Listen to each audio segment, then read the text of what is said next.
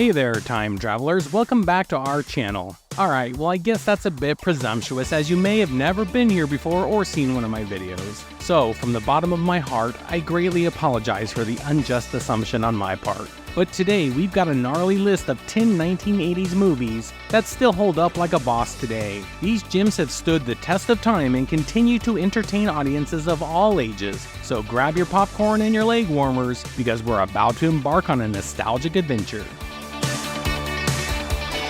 Report me, come the f down here and arrest me. Just send the police now.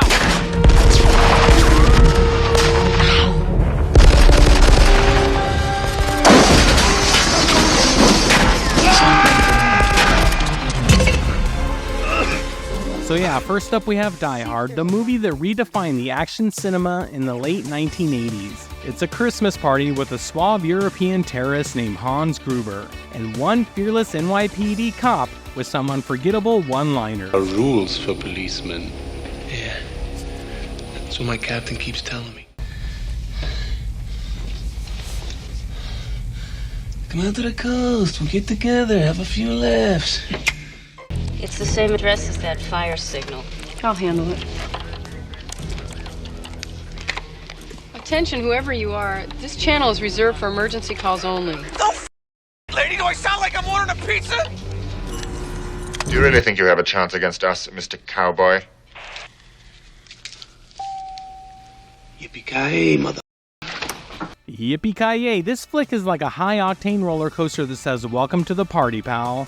Starring Bonnie Bedelia, Bruce Willis, and the late great Alan Rickman, it was a roller coaster of a ride and still holds up today. And Die Hard is loosely a sequel, well-ish. Roderick Thorpe, who wrote the movie The Detective, starring Frank Sinatra, and Die Hard was meant to be its sequel. Thorpe himself originally wrote the story with the idea of a film adaptation and wrote it as a sequel to The Detective with the idea that Frank Sinatra would reprise his role as Leland for the film version. Unfortunately, Sinatra, then in his 70s, did not feel up to the task and so passed on the role. Eventually, the entire character was changed from an old man to a young one, and trying to save his wife rather than his daughter. It's over here at Nakatomi Plaza.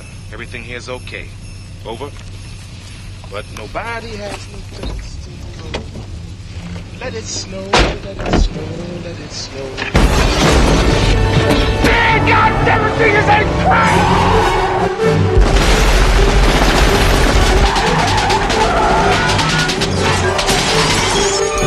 Welcome to the party, pal.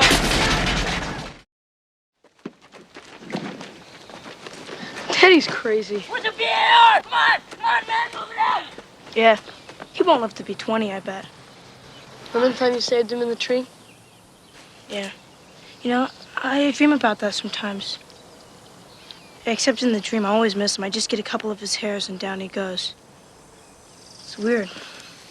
Yeah, it is weird. But you didn't miss him. Chris Chambers never misses, does he? Not even when the ladies leave the seat down. Hey, race you. No, I don't think Oh, right to the so. point, man. Come on. I'm kind of tired. Go! Oh, you're a dead man, LeChance! Next, we're venturing into the world of childhood friendship and a quest for a dead body in Stand By Me. Based on a Stephen King novella, this coming-of-age tale is more heart than horror. It's a journey worth embarking on even today. So when I was going through my picks, I noticed that many of these are what you might call period pieces, set in the past at a specific time. And I think that really helps the film hold up, because it's in the past, so it's not going to change the way it looks much. And it's been said that River Phoenix, rest in peace, who played Chris in the film, actually improvised the campfire scene where the boys share their deepest fears. Now talk about raw talent. Maybe you could go into the college courses with me. That'll be the day. Why not? You're smart enough. They won't let me. What do you mean? It's the way that people think of my family in this town. It's the way they think of me. I'm just one of those low-life Chambers kids.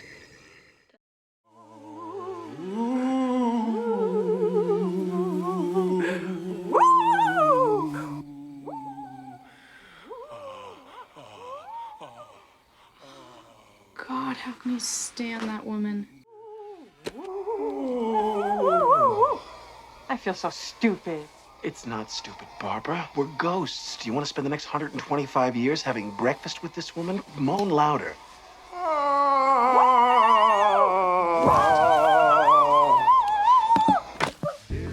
Now let's switch gears a little bit with BeetleJuice. It's haunting, but oh so fun. A comedy that'll tickle your funny bone without giving you the heebie-jeebies. Just remember, don't say his name 3 times. BeetleJuice. BeetleJuice. BeetleJuice. It's showtime. I mean, who hasn't tried it at least once?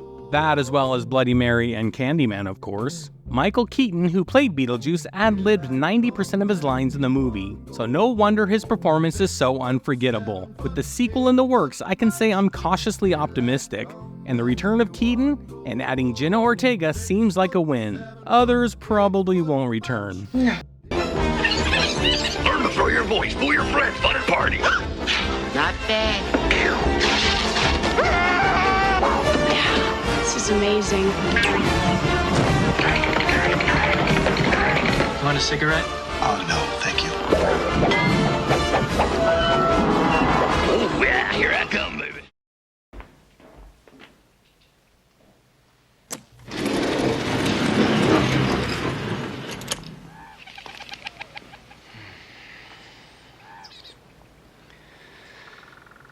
The 1961 Ferrari 250 GT, California. Less than 100 were made.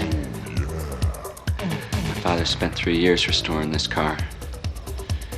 It is his love, it is his passion. It is his fault he didn't lock the garage. Yep, it's Ferris Bueller's Day Off. Ferris teaches us all how to play hooky like a pro. And his day of adventure in downtown Chicago is pure cinematic magic.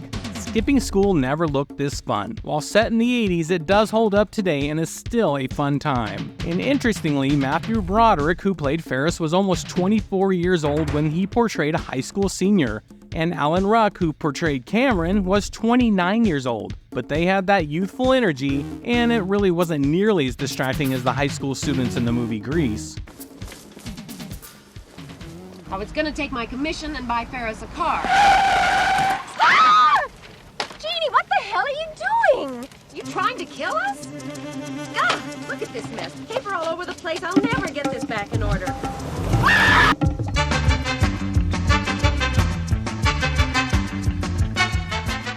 Hi, how you doing? Hi. Ferris Bueller. Well, safe and sound now, back in good old 1955. 1955?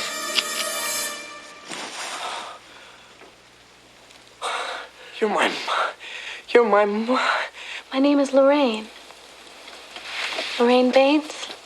Yeah. But you're so thin. Great Scott, Back to the Future takes us on a time travel adventure with Marty McFly and Doc Brown. As if you guys didn't already know that. Marty's mission? To ensure his parents fall in love, and don't forget the 1.21 gigawatts of electricity. Electrical. But I need a nuclear reaction to generate the 1.21 gigawatts of electricity. 1.21 gigawatts! Time travel shenanigans have never been this electrifying, and the iconic DeLorean time machine was almost a refrigerator in the original script. Can you imagine Doc Brown yelling, "Get in the fridge," instead of "Get in the car"? Yeah, maybe not quite as catchy.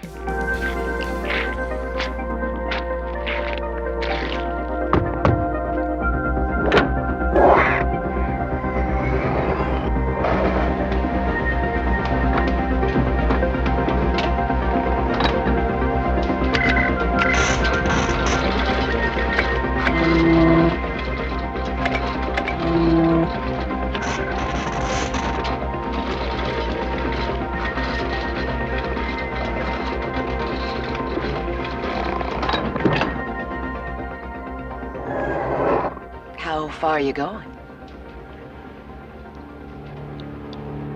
About 30 years.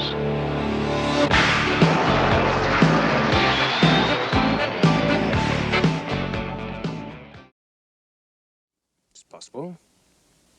I kill a lot of people. Who was this love of yours? Another prince like this one? Ugly, rich, and scabby? No. A farm boy. Poor. Poor and perfect, with eyes like the sea after a storm. On the high seas, your ship attacked, and the dread pirate Roberts never takes prisoners. I can't afford to make exceptions. I mean, once word leaks out that a pirate has gone soft, people begin to disobey, and then it's nothing but work, work, work all the time. You mock my pain! Life is pain, Highness. Anyone who says differently is selling something. Princess Bride brings us love, adventure, and humor all wrapped up in a fairy tale package. It's a classic film for all ages with endless quotable lines and unforgettable characters with an iconic film and cast. In the famous sword fighting scene, Wesley and Inigo Montoya were actually performed by the actors themselves. Back then, duel scenes often featured movie stars in close-ups only. The rest was done by stuntmen, but Reiner bucked that tradition, insisting that the actors do all the swordplay themselves, and they nailed it. Here you go. I saw the prince's tables, and there they were, 4 white horses. And I thought, there are 4 of us. If we ever find a lady, hello, lady. So I took them with me, in case we ever bumped into each other. I guess we just did. Isaac, you did something right. Oh, wait. I wanted it to go to my head.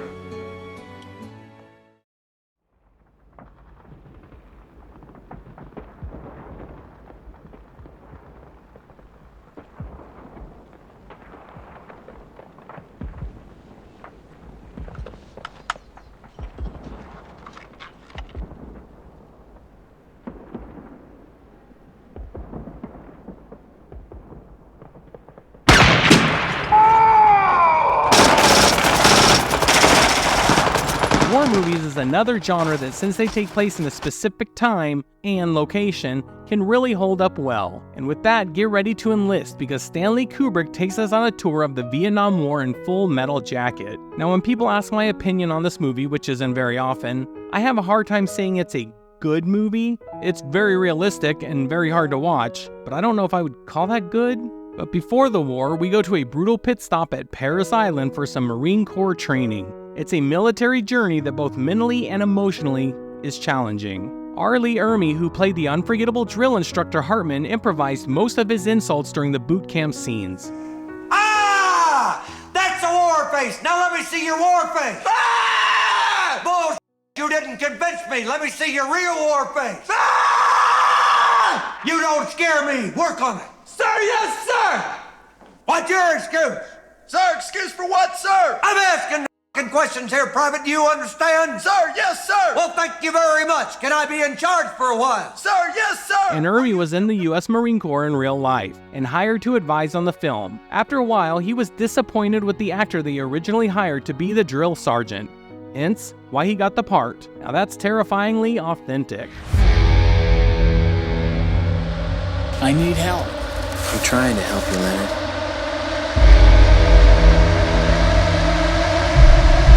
We're not leaving Doc J and 8-Ball out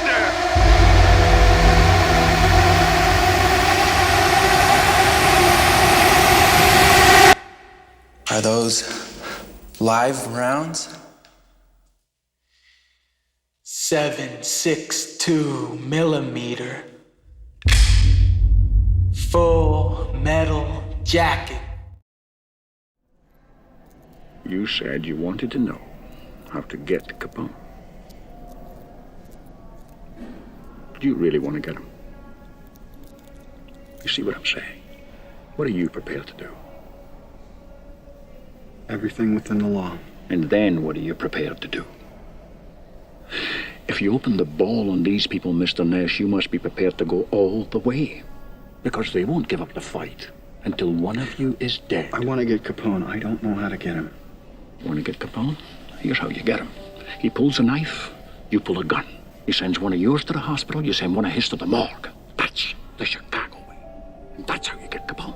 Federal agent Elliot Ness takes on Al Capone in The Untouchables. It's a high-stakes game of poker with bluffs, betrayals, and a whole lot of risks. Law versus chaos in a stylish Prohibition-era Chicago, but certainly not the fun Chicago we saw on Ferris Bueller. You just joined the Treasury Department, son. Everybody knows where the booze is. The problem isn't finding it. Let's do some good! The problem is who wants to cross Capone. The iconic baby carriage scene on the staircase was inspired by Sergei Eisenstein's The Battleship Potemkin. It's a nod to cinematic history in the middle of an intense action sequence.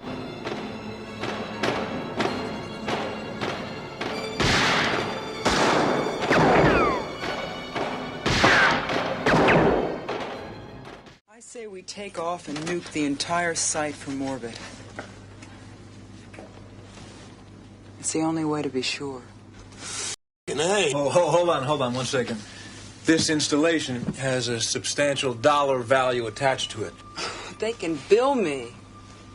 Sigourney Weaver returns as Ripley in Aliens, and she's facing her worst nightmare yet more, xenomorphs.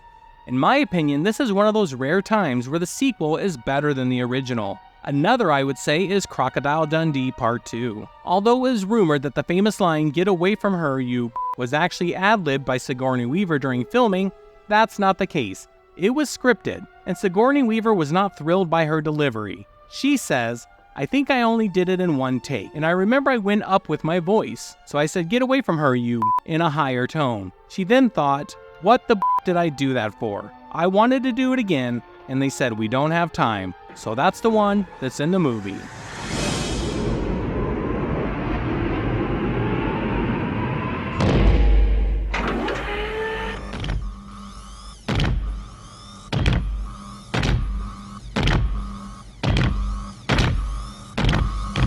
Get away from her, you.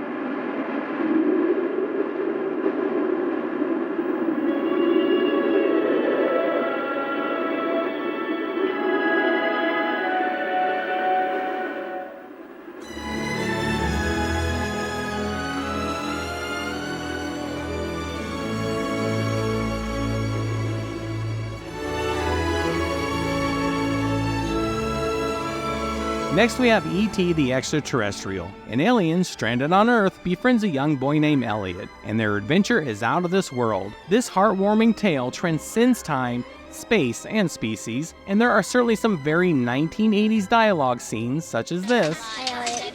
Hey Elliot, where's your goblin? Shut up. Did he come back? Well, did he? Yeah, he came back. But he's not a goblin. He's a spaceman. Oh, as an extraterrestrial. Where's he from? Uranus? Get it? Your anus? He doesn't get it, Ty. Get it? Your anus? He doesn't get it. You're so immature. And you're such a Sina Supremus. Zero charisma. Sina Supremus. Zero charisma. Sina Supremus. Shut up, Greg! That may not exactly hold up. However, the film, as an overall story, has got it. Spielberg was inspired to create E.T. after a childhood imaginary friend that he created after his parents' divorce. It just goes to show you that imagination can lead to cinematic greatness.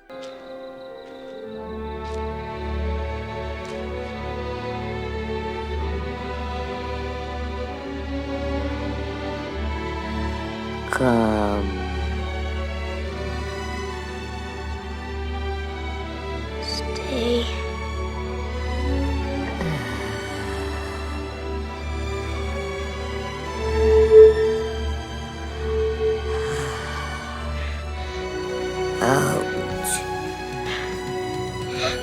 So those are 10 80s movies that are still as rad today as they were back in the day. Whether you're into action, adventure, comedy, or heartwarming tales, the 80s has something for everyone. Thanks for joining us on this nostalgic journey through cinematic history. If you enjoy this video, please do all that stuff that helps us out. Or not, you have free will, do whatever you want. Until next time, keep watching those classics and reliving the joy of the 80s. Don't stop believing in yourself, because you're the true star of your own 80s inspired adventure.